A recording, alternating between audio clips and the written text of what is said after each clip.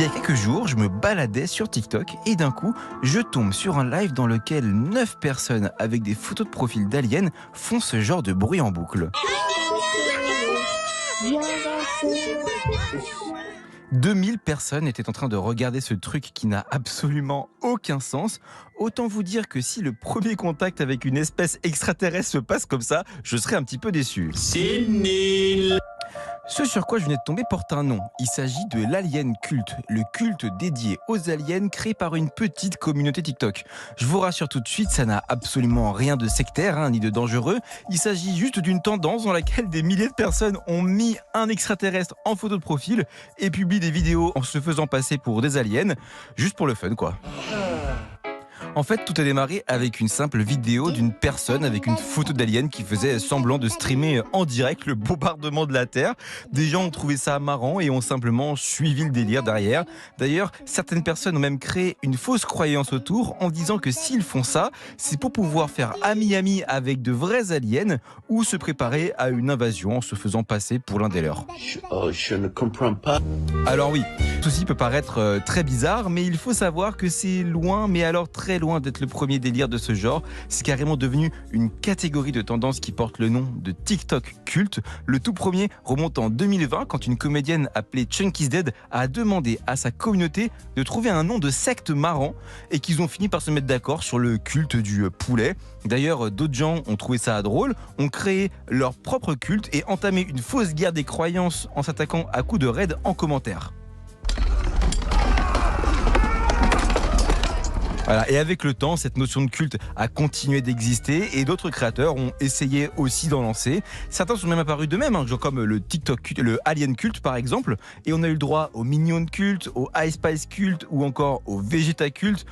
Et ce qui est particulièrement intéressant, c'est que ça s'est éloigné des espaces commentaires pour devenir des occasions de créer des contenus. Alors souvent très cryptiques et bizarres, il faut l'avouer, mais c'est une mécanique qui attire aussi les intéressés. Parce que en gros, si tu es membre d'un culte, tu dois t'abonner à tous les autres membres du culte, ce qui permet de faire grossir les comptes de tout le monde et donc le tien. Mais si on remonte un petit peu dans l'histoire d'Internet, on peut trouver d'autres tendances similaires qui ont aussi eu pour but de créer des croyances satiriques. Par exemple, en 2015, le forum 4chan avait créé le culte de Kek, qui faisait référence à une divinité égyptienne à forme de grenouille.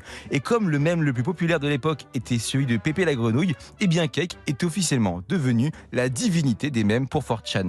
Certains utilisateurs faisaient même semblant d'appartenir à l'église de Kek, et des gens ont aussi imaginé une histoire selon laquelle les Égyptiens avaient prophétisé la création des ordinateurs grâce à Kek parce qu'ils avaient vu des hiéroglyphes sur une statue.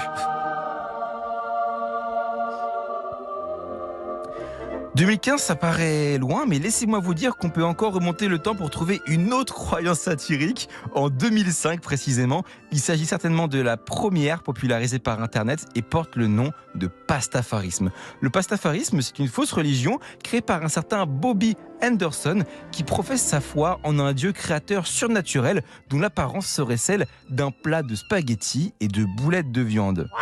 Oui, ça aussi c'est chelou, mais si Bobby a imaginé le pastafarisme, c'était pour protester contre son université qui dispensait dans ses cours de sciences des théories religieuses. Il demandait alors ironiquement que l'on prenne en compte sa fausse croyance pour en parler aussi dans les cours, une manière de dire que les religions n'avaient pas sa place dans les matières scientifiques selon lui. Sauf que la lettre qu'il avait adressée à son université en inventant le pastafarisme s'est retrouvée sur Internet et est devenue ultra populaire.